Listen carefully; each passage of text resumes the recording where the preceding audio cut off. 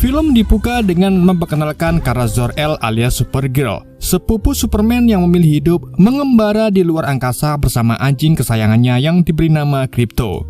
Berbeda dengan Clark yang tumbuh di bumi menjadi pahlawan, Kara justru memiliki sifat yang jauh lebih liar dan pemberontak. Alih-alih menjadi pahlawan, ia lebih memilih menjelajahi berbagai planet hanya untuk mencari amer terenak di setiap galaksi. Bahkan saat Superman menghubunginya untuk mengucapkan selamat ulang tahun ke-23, Kara malah memilih untuk mengabaikannya.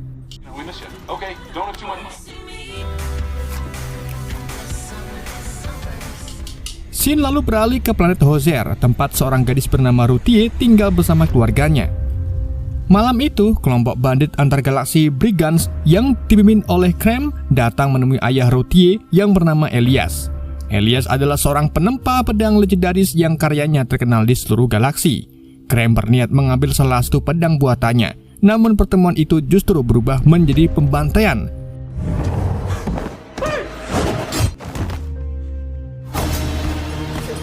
Dalam pembantaian itu, Elias berhasil menghancurkan pesawat Krem. Seluruh keluarga Ruthie lalu dibunuh tepat di depan matanya dan membuat gadis itu kehilangan segalanya dalam satu malam.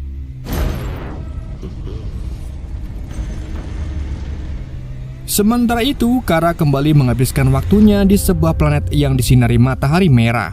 Hal itu ia lakukan karena di bawah matahari merah kekuatan Kryptonian melemah sehingga ia akhirnya bisa nge-fly dan mabuk seperti makhluk lainnya. Saat sedang menikmati pesta ulang tahunnya di sebuah bar, Ruthie tiba-tiba datang dan meminta bantuan semua orang untuk memburu kelompok Brigands. Sebagai imbalan, ia menawarkan pedang legendaris buatan ayahnya. Tawaran itu pun langsung menarik perhatian seorang alien yang nekat merampas pedang tersebut.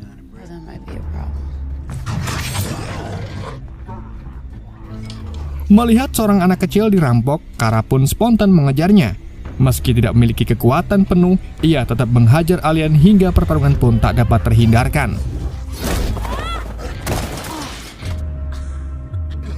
Di tengah pertarungan itu, Krypto datang membantu hingga mereka pun berhasil merebut kembali pedang milik Ruthie.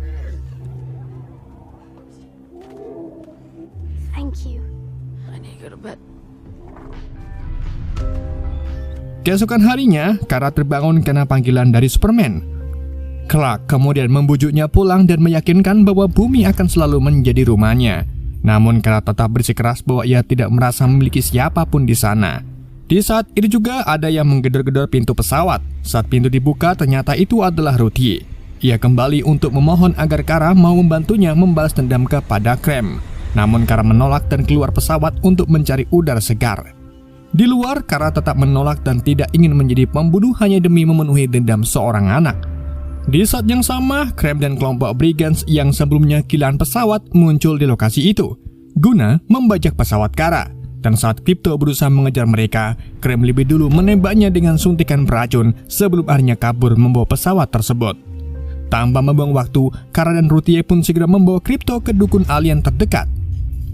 Dukun itu menjelaskan bahwa racun rodomium hanya memberi Krypto waktu 3 hari sebelum jantungnya berhenti berdetak. Satu-satunya penawar hanya dimiliki oleh kelompok Brigands, karena racun itu memang biasa mereka gunakan sebagai alat pemerasan. Demi menyelamatkan anjing kesayangannya, Kara pun langsung memutuskan mengejar Krem. Meski mereka memiliki musuh yang sama, Kara meminta Ruthie gak usah ikut dan tetap tinggal menemani Krypto. Sebelum berangkat, Kara mengaktifkan stopwatch sebagai pengingat sisa waktu hidup Krypto. Momen itu pun juga membangkitkan kenangan saat pertama kali ia bertemu anjing setianya saat proses pemakaman ibunya. Tak lama kemudian, angkot luar angkasa yang akan ditumpangi Kara pun tiba. Di dalam perjalanan, rupanya Ruthie diam-diam ikut menyusup ke dalam angkot itu. Sikap nekatnya itu justru memicu keributan sehingga Kara harus kembali menyelamatkannya. Saat mereka hendak melewati perapatan luar angkasa, angkot itu tiba-tiba disergap oleh sekelompok perompak dari bangsa Skalarian Raider. Satu persatu para penumpang pun dipalak dan siapapun yang melawan langsung disetrum hingga pingsan.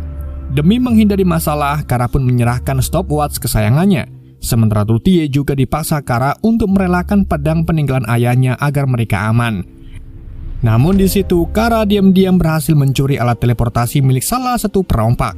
Ia pun langsung menggunakan alat itu untuk menghajar mereka satu persatu.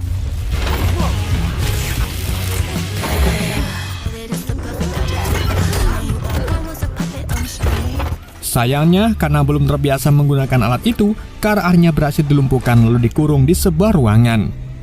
Dari balik jendela, Kara melihat cahaya matahari kuning di kejauhan.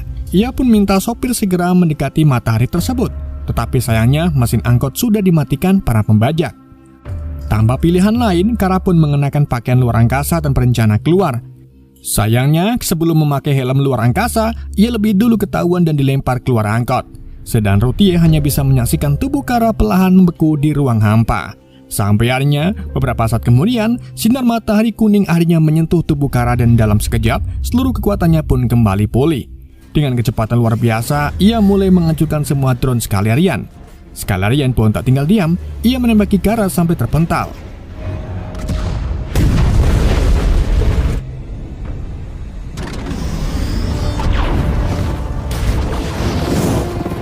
Kara lalu memancing Scalarian ke puing-puing pesawat rusak, dan disitulah ia membalasnya dengan menggunakan head vision dari matanya.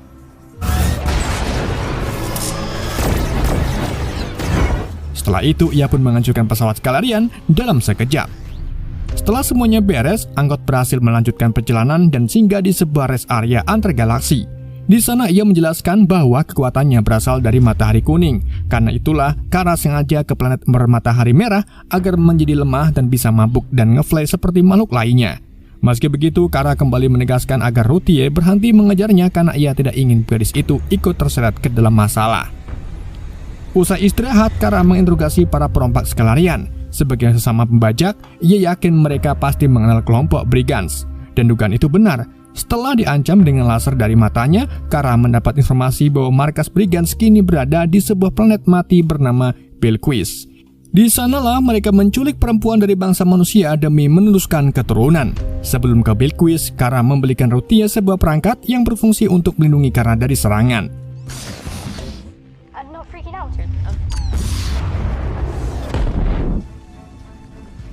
Tak lama kemudian, Kara dan Routier akhirnya tiba di planet Belquis. Di sana mereka langsung masuki sebuah bar. Kehadiran dua wanita muda itu pun seketika menarik perhatian para penghuni bar. Saat Kara mencoba mencari informasi tentang Brigands, seorang alien justru menggoda Routier. Kara pun langsung menantangnya adu panco. Jika Kara kalah, maka dirinya dan Routier boleh dibawa pergi oleh alien tersebut. Dan jika menang, mereka harus memberinya informasi. Tanpa menyadari siapa lawannya, alien itu pun langsung menerima tantangannya. Tetapi alien itu langsung digantikan posisinya dengan alien lain yang bertubuh besar. Dan dari situlah, Kara tanpa basa-basi langsung mematahkan tangan si alien dan memancing amarah para penghuni bar. Kara lalu menyuruh Routier duduk santai di pojokan sedang dirinya mulai menghajar para preman satu persatu.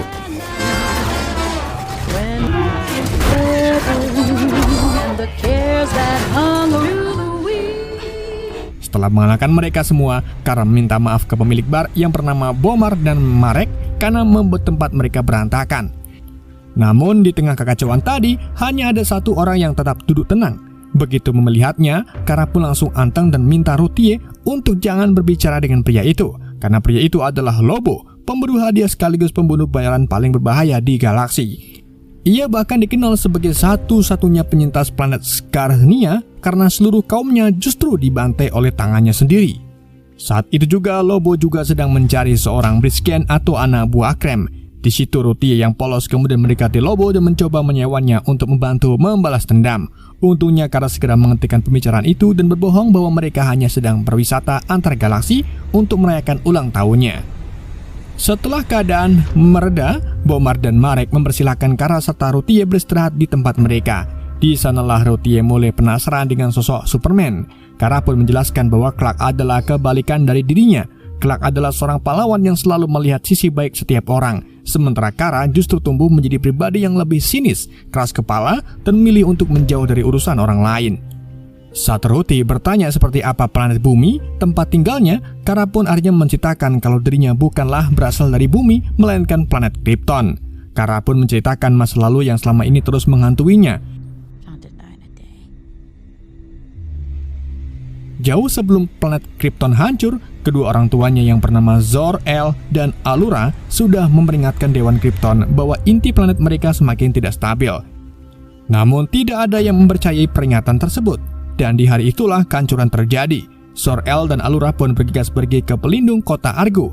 Di tengah itu juga mereka melihat kapsul milik kakak Zor-El dikirim ke bumi, yang di dalamnya tentu saja ada Kal-El atau Superman saat masih bayi. Medan pelindung kemudian diartikan dan berhasil menyelimuti kota Argo, sehingga wilayah itu menjadi satu-satunya yang masih bertahan dari hancurnya planet Krypton. Di kota itulah Kara lahir dan menghabiskan masa kecilnya. Sayangnya, seiring berjalannya waktu, pelindung kota Argo mulai melemah, sehingga sedikit demi sedikit radiasi kryptonit mulai merenggut nyawa orang-orang yang ia cintai. Saat harapan benar-benar habis, Zor-El membangun kapsul prototip dari catatan milik ayah Clark untuk mengirim putrinya ke bumi menyusul sepupunya yaitu Clark. Awalnya Kara menolak karena ingin tetap bersama orang tuanya meski harus mati. Namun menjelang akhir hayatnya, ibunya membujuk Kara dan meninggalkan satu pesan agar Kara harus jadi orang yang baik.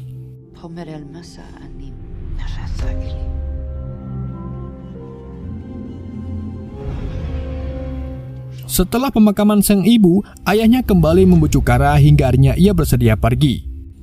Akhirnya, dari dalam kapsul, Kara hanya bisa menyaksikan Krypton musnah bersama dunia yang telah membesarkannya. Mungkin itulah yang membuat Kara sangatlah berbeda dengan Superman. Clark tumbuh di bumi dengan kasih sayang sejak bayi dari orang tua angkatnya, sedangkan Kara datang setelah lebih dulu kehilangan rumah, keluarga, dan seluruh dunianya. Selepas menceritakan masa lalunya, Kara menemui Bomar dan Marek karena waktu si anjing kripto sudah semakin menipis. Marek lalu menyuguhkan segelas minuman kepadanya. Namun, baru beberapa tegukan, kesadaran Kara mendadak terguncang. Rupanya minuman itu telah diberi racun. Untungnya Kara segera minum susu di kulkas yang bisa menetralisir racun tersebut. Dan disitulah terungkap bahwa ternyata Bomar dan Marek berniat menjual Kara dan Ruti kepada Krem sebagai penebus agar putri mereka yang bernama Sarna bisa dikembalikan. Tak lama kemudian, Krem bersama Nabonya datang dan langsung menemui Kara untuk menghajarnya.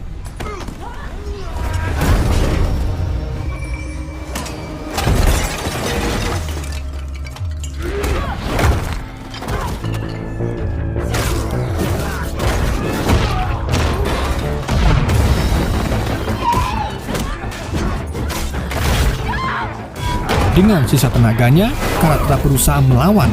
Ia berhasil membawa Ruti keluar dari tempat itu dan menyuruh gadis tersebut segera mencari tempat bersembunyi, sementara dirinya menahan pasukan Brigand seorang diri.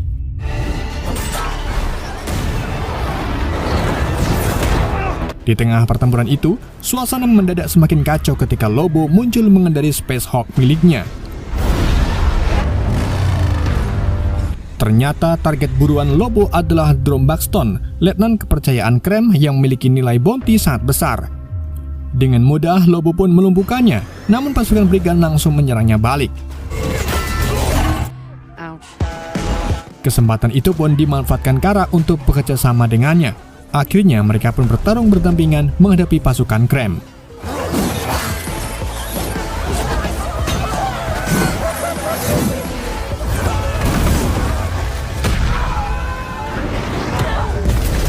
Di tengah kekacauan itu, Krem berusaha membawa kabur Sarna. Melihat kesempatan itu, Ruti langsung mencoba membunuhnya. Namun Kara kembali menghentikan gadis itu karena tidak ingin dendam menguasai dirinya. Sayangnya, keputusan Kara justru berujung petaka. Saat ia lengah, Sarna beserta kedua orang tuanya tewas. Sementara Krem berhasil melarikan diri menggunakan pesawat teleportasinya. Seusai kejadian itu, Ruti meluapkan seluruh amarahnya kepada Kara. Baginya, membiarkan Krem tetap hidup hanya akan menciptakan lebih banyak korban. Kara pun tetap bersikeras bahwa balas dendam tidak akan menghapus rasa sakit. Namun Ruti membalas bahwa setidaknya dengan membunuh Krem, keluarganya bisa terbalaskan dan galaksi terbebas dari monster itu. Ia bahkan menyindir Kara yang memilih terus mabuk dan lari dari masa lalunya. Padahal kekuatannya adalah impian semua orang yang bisa menyelamatkan begitu banyak nyawa. Ucapan itu pun benar-benar menghantam perasaan Kara. Ia langsung terbang dan meluapkan rasa bersalah yang terus menghantuinya.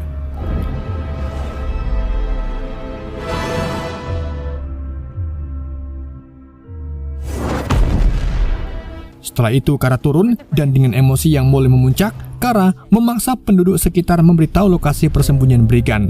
Hingga akhirnya ia diarahkan ke sebuah planet bernama Bah-Renton.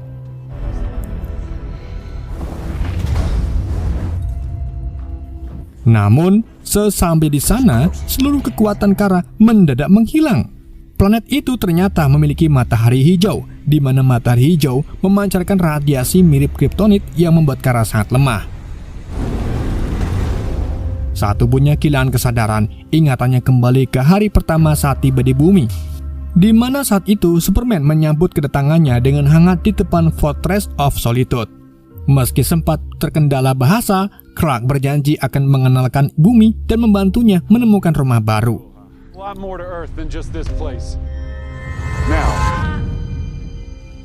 Ketika Kara sadar, Ruthie ternyata sudah berada di sampingnya. Rupanya gadis itu diam-diam mengikuti Kara dengan bersembunyi di dalam kapal kargo. Di dalam sebuah goa, Kara menjelaskan bahwa radiasi matahari hijau terus merusak tubuhnya dan membuat kondisinya semakin kritis. Ruthie pun kemudian menyerahkan kostum Supergirl yang ia temukan di kapal kargo.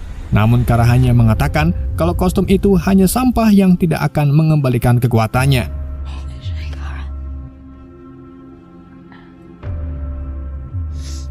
Tak lama kemudian Ruthie keluar untuk mencari air karena Kara mulai kehausan. Tapi sayangnya saat hendak ambil air, ia lebih dulu ditemukan oleh pasukan Brigands. Saat sadar, Ruthie pun mendapati dirinya telah dikurung di dalam sebuah sel, dan tanpa diduga, penghuni sel sebelahnya ternyata adalah Lobo.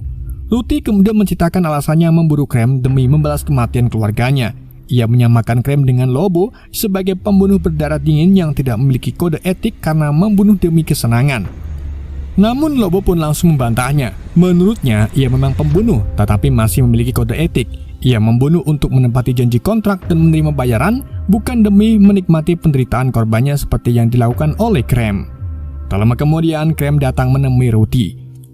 Melihat gadis itu kini berada dalam genggamannya, berarti Kara pun dipastikan melemah karena radiasi kriptonit yang memang sudah ia rencanakan. Krem dengan santai menanyakan keberadaan Supergirl, namun alih-alih menjawab, Ruthie justru meludahi wajahnya. Karena murka, Krem pun langsung memerintahkan anak buahnya agar mengeksekusi Ruthie sebelum hari berganti. Tak mau menyerah begitu saja, Ruthie kemudian berpura-pura ingin bekerja sama dan meminta bertemu Krem lagi dengan alasan akan memberitahu lokasi Kara. Begitu pintu sel dibuka, ia langsung melumpuhkan penjaga lalu melarikan diri.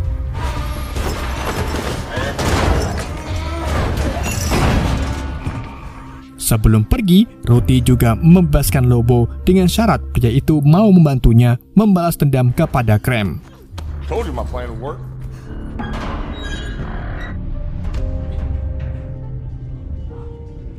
Saat bersembunyi di area toilet, Ruthie menemukan para wanita yang selama ini disandra Brigands. Di tempat itulah, ia juga berhasil menemukan kembali pedang buatan ayahnya tanpa diketahui oleh siapapun. Sementara itu, kondisi Kara semakin kritis akibat radiasi matahari hijau. Dalam keadaan antara sadar dan tidak, bayangan Clark serta kedua orang tuanya kembali muncul. Dan tepat ketika ia mulai pasrah, secercah cahaya matahari kuning akhirnya memasuki gua tersebut. Rupanya, planet Barenton mengorbit dua matahari, dan kini giliran matahari kuning yang muncul. Perlahan, seluruh kekuatan Kara pun akhirnya kembali pulih. Di saat yang sama, Ruthie juga berhasil keluar dari markas Brigands dan mendapati Krem sedang berkumpul bersama anak buahnya. Namun sebelum sempat bergerak, Krem lebih dulu menyadari keberadaannya dan menangkapnya menggunakan tali. Untungnya tepat saat Ruthie berada dalam bahaya, Kara datang mengenakan kostum Supergirl dan langsung menyerang mereka.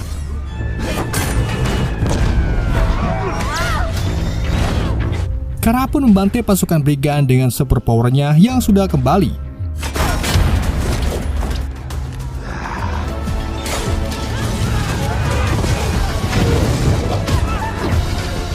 Tapi tengah itu, Krem berkali-kali menembakkan senjata berbahan kriptonit hingga tubuh Kara pun kembali melemah. Melihat kesempatan itu, Krem pun memerintahkan Drum segera menghabisinya. Namun di saat itu juga, Lobo muncul dan langsung membunuh Drum. Setelah itu, Lobo menepati janjinya kepada Ruthie dengan melempar Krem tepat ke hadapan gadis tersebut yang masih bergelantungan. Setelah mendapatkan kepala Drum sebagai bukti buruan, Lobo langsung pergi begitu saja sambil melepas beberapa granat miliknya. Aksinya itu pun membuat pesawat Brigands kehilangan kendali hingga menghantam pegunungan batu.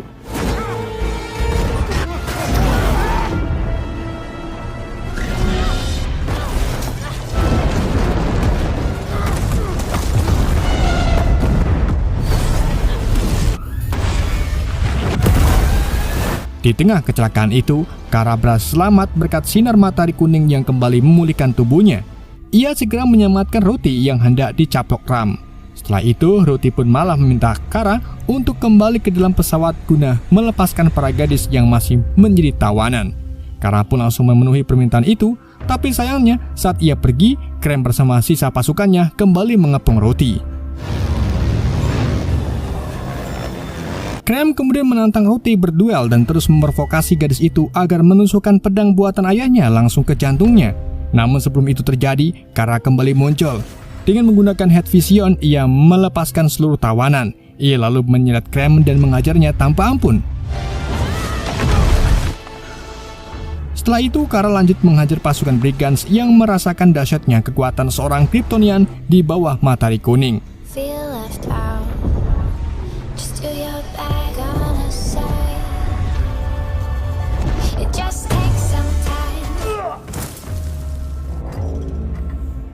Ketika Krem akhirnya tak berdaya, Ruthie kembali mengangkat pedangnya untuk mengakhiri hidup Krem. Namun Kara menghentikannya. Ia mengingatkan bahwa dendam hanya akan meninggalkan luka baru. Mendengar semua nasihat itu, Krem pun malah menertawakannya. Hal itu pun membuat keputusan Kara berubah. Ia sadar Krem bukan lagi ancaman yang akan berhenti hanya karena diberi kesempatan hidup. Ia pun membunuh Krem demi membalas semua kejahatannya. Setelah semuanya berakhir, Kara akhirnya mengambil penawar racun Rhodomium dan segera memberikannya kepada Crypto. Dalam sekejap, anjing setianya itu pun kembali pulih dan langsung bertingkah aktif seperti biasanya. Kini tibalah saat perpisahan di mana Ruthie memutuskan meneruskan warisan ayahnya sebagai pembuat pedang. Sementara Kara berterima kasih karena perjalanan bersama gadis itu telah mengubah cara pandangnya terhadap dunia. Sebelum berpisah, Kara bahkan mengajak Ruthie merayakan ulang tahunnya yang sempat tertunda.